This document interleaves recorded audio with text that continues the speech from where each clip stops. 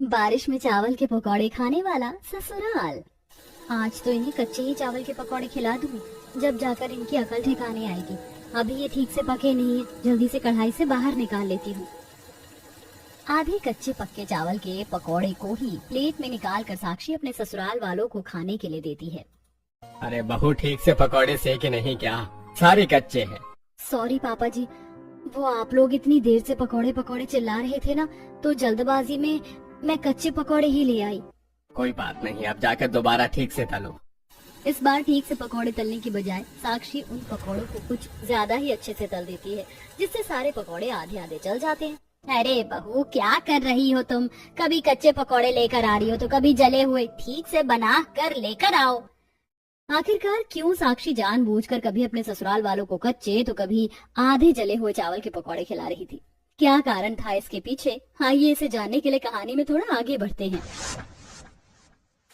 मोहब्बत बरसा देना तू, सावन आया है, तेरे और मेरे मिलने का मौसम आया है। क्या बात है भाभी, आप तो इतना मीठा गाती है, पहले कभी मैंने आपको गाते हुए सुना नहीं। अरे वो तो बस जब बारिश होती है ना, तो मेरा दिल अपने आप गाने को कहता है। अरे अब बस भी करो, पिछले 1 घंटे से भीग रही हो, बीमार पड़ जाओगी दोनों की दोनों। हम तो नीचे ही आ रहे थे। बहू, नीचे सबका कुछ चटपटा खाने का मन कर रहा है तो जाकर कपड़े बदल कर कुछ बना दे। ठीक है माँ जी। साक्षी नीचे आती है और कपड़े बदल कर जैसे ही रसोई में पकौड़े बनाने के लिए बेसन का डब्बा खोलती है तो देखती है कि बेसन खत्म हो गया है। बेसन तो खत्म हो गया, अब क्या करूँ मैं? अभी तक तुमने कुछ बनाया नहीं, सब इंतजार कर रहे हैं। माँ जी, मैं सोच रही थी कि सबके लिए पकौड़े बना दूं, लेकिन बेसन तो है ही नहीं और बाहर इतनी तेज बारिश हो रही है, मुझे नहीं लगता कि कोई दुकान खुली होगी। बिना बेसन के क्या ही बनाऊं? तुम्हें पकौड़े ही बनाने हैं ना, तो चावल के बना लो। पता है ना कि चावल के भी पकौड़े बनते हैं। हाँ माँ जी, मैं तो भूल ही गई थी। मेरी माँ अक्सर बारिश के मौसम में चावल के पकौड़े बनाया करती थी, मैं अभी बना देती हूँ। साक्षी जल्दी से चावल लेकर उसे भीगने के लिए डाल देती है, तो वहीं कुकर में आलू उबलने के लिए रख देती है। थोड़ी ही देर में भीगे हुए चावल को आलू के साथ मिलाकर साक्षी उन्हें अच्छे से मिक्सर में पीस लेती है और अब उसमें कुछ मसाले, हरी मिर्च, धनिया मिलाकर गर्म गर्म चावल के पकौड़े बनाती है और साथ में मसाले वाली चाय के साथ सबको परोसती है। भाभी, क्या पकौड़े बनाए हैं आपने? मजा ही आ गया। मुझे तो लगता था कि चावल के पकौड़े फीके होते होंगे, लेकिन ये तो काफी चटपटे हैं। बेसन के पकौड़े से भी अच्छे चावल के पकौड़े बने हैं बहू। अब से तुम चावल के ही पकौड़े बनाना। बहू इतने सारे पकौड़े लेकर आई थी, लेकिन हम सबने सारे खत्म कर दिए। बहू थोड़े और बनाकर ले आओ। अभी पकोड़े वैसे बचे हुए हैं, मैं अभी लेकर आती हूँ। साक्षी दोबारा से रसोई में जाकर गर्मा गर्म चावल के पकोड़े तलती है, जो उसे भी काफी ज्यादा पसंद आते हैं। हाँ, आप लोगों ने बताया नहीं कि आज पुलाव कैसा बना था। मैंने कश्मीरी पुलाव बनाया था।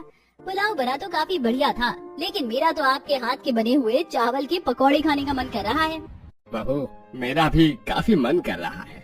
रात के 10 बज गए हैं और आप लोगों ने खाना भी तो खा लिया है। ऊपर से बारिश भी नहीं हो रही है। मैं कल आप लोगों के लिए बना दूंगी। वैसे भी पकौड़े खाने का असली मजा तो बारिश के समय ही आता है।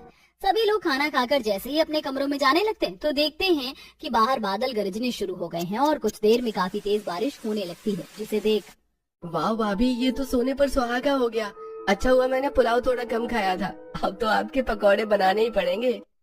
और साथ में लहसुन की चटनी जरूर बनाना, और हाँ, सिलबट्टे पर ही पीसना।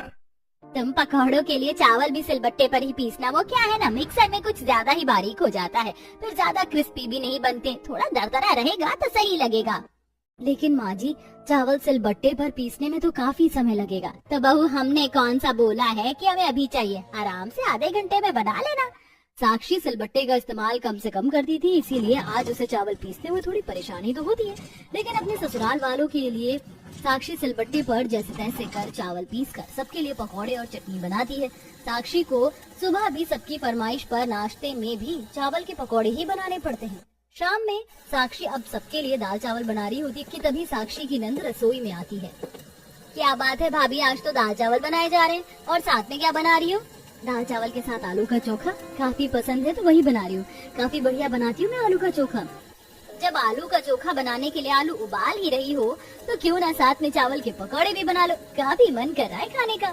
कल रात में खाने के बाद सब लोगों ने चावल के पकौड़े खाए थे। सुबह भी चावल के पकौड़े और अब रात के खाने के साथ भी चावल के पकौड़े खाने। अब कोई मैदे की चीज तो खा नहीं रहे ना जो पेट में जाकर जम जाएगा। प्लीज बना दो ना, सबका काफी मन हो रहा है। साक्षी को अब रात के खाने के साथ भी चावल के पकौड़े बनाने पड़ते हैं। इसी के साथ अब हर रोज साक्षी के ससुराल वाले कभी सुबह कभी दोपहर तो कभी रात में चावल के पकौड़े बनवाते। हर रोज सिलबट्टे पर चावल पीसते पीसते साक्षी के हाथ दर्द होने लगते। मैं तो परेशान हो गई हूँ इन लोगों से। एक तो ये रोज रोज चावल के पकौड़े बनवाते हैं, ऊपर से चावल भी सिलबट्टे पर ही पीसने पड़ते हैं। मैं तो बाहर से चावल का आटा ला सकती हूँ, ना मिक्सर का इस्तेमाल लगता है। कि चावल के पकौड़े बनाना कोई आसान काम है क्या? खुद तो ऑर्डर देकर बैठ जाते हैं, लेकिन सारी मेहनत तो मुझे ही करनी पड़ती है। कुछ समय और गुजर जाता है। आज साक्षी के घर कुछ मेहमान आते हैं, लेकिन उनमें मेहमान के लिए भी मजबूरन साक्षी को चावल के पकौड़े ही बनाने पड़ते हैं। लगता है चाची जी आपके घर वालों को चावल के पकौड़े कुछ ज्यादा ही पसंद है। सुबह से आए हुए हैं हम और हर चीज के साथ आप हमें चावल के पकौड़े दे रही हैं। चावल के पकौड़े सेहत के लिए इतने भी ज्यादा अच्छे नहीं है। बच्चों कुछ नहीं होता, सालों से लोग चावल खाते आ रहे हैं, आज तक उन्हें कुछ नहीं हुआ जो अभी चावल के पकौड़े खाकर हमें कुछ होगा। रहने दो भैया भाभी, इन्हें समझाकर कोई फायदा नहीं है। इनके तो कान पर जूं तक नहीं रेंगती। साक्षी चावल के पकौड़े बना बनाकर और उन्हें रोज खाकर काफी परेशान हो गई थी। इसलिए आज साक्षी अपनी चालाकी दिखाते हुए रसोई में रखे चावल से भरे डिब्बे को स्टोर रूम में ले जाकर छुपा देती है। बहू, जितना मुझे याद है 4-5 पहले तक तो डब्बे में चावल पूरे भरे हुए थे, तो एकदम से चावल खत्म कैसे हो गए? कहीं आप लोग तीनों वक्त तो चावल के पकौड़े बनवाते हैं और कह रही हैं कि चावल कैसे खत्म हो गए? अभी तो बाहर काफी बारिश हो रही, दुकानें भी बंद होंगी। बहू एक काम करो, रात के चावल बचे हैं ना, उन्हें पीस कर उनके चावल के पकौड़े बना लो। क्यों, सही कहा ना मैंने? इतनी मेहनत के बाद भी साक्षी को आराम नहीं मिलता और अब उसे रात के बचे हुए चावल से ही पकौड़े बनाने पड़ते हैं। आज काफी दिनों के बाद काफी तेज बारिश हो रही थी, जिसे देख साक्षी जैसे ही छत पर भीगने के लिए जा रही होती कि तभी, बहू भीग बाद में लेना, अभी तो सबके लिए चावल के पकौड़े बना दो। पता है ना कि जब भी बारिश शुरू होती है तो हम सबका चावल के पकौड़े खाने का जी कर जाता है, और आज साथ में हरी चटनी जरूर बनाना। साक्षी अपने ससुराल वालों से काफी ज्यादा दुखी थी, लेकिन बेचारी चाह कर भी अपनी कुछ मदद नहीं कर पा रही थी। और ऐसे ही कुछ दिन गुजर जाते हैं। कभी कभी तो साक्षी ससुराल वालों को सबक सिखाने के लिए कच्चे जले हुए पकौड़े ही खिला देती थी, लेकिन इसका भी कुछ ज्यादा खास फायदा नहीं होता था। मोहल्ले की आज किटी पार्टी सरस्वती के घर पर थी, जिसमें सरस्वती की सभी सहेलियां आई थी और उनके लिए भी सरस्वती चावल के पकौड़े बनवाती है। सरस्वती बहन, तुम भी हद करती हो। इस महीने की दूसरी किटी पार्टी तुम्हारे घर में हुई है। किटी पार्टी तो छोड़ो, अगर हम लोग वैसे भी तुमसे मिलने के लिए आते हैं तब भी तुम चावल के पकौड़े ही हमें देती हो। अरे पनीर, प्याज, पालक, कितने तरह के पकौड़े होते हैं, क्या तुम्हारे घर में सिर्फ यही चावल के पकौड़े बनते हैं? मेरे घर में तो चावल के पकौड़े बने हुए ना जाने कितने साल हो गए। हम तो हमेशा प्याज, पनीर, इन सब के पकौड़े बनाते हैं। घर में कुछ पैसों को लेकर दिक्कत चल रही है तो हमें बताओ। सरस्वती को थोड़ी शर्मिंदगी महसूस होती है कि तभी उन्हें रसोई से साक्षी के चिल्लाने की काफी तेज आवाज आती है। जब वो सभी भागते हुए रसोई में जाते हैं तो देखते हैं कि गैस पर खौलते हुए तेल में पकौड़े तल रही साक्षी के हाथों पर कढ़ाई गिरने से सारा तेल गिर गया है और उसके हाथ जल गए। सरस्वती जल्दी से साक्षी को कमरे में लेकर जाती है और उसे दवाई लगाती है। कुछ देर में बाहर फिर से बारिश शुरू हो जाती है, जिसे देख साक्षी बिस्तर से उठने लगती है। कहाँ जा रही हो तुम? बारिश शुरू हो गई है ना, आप सबका पकौड़े खाने का मन कर रहा होगा तो वही बनाने जा रही हूँ।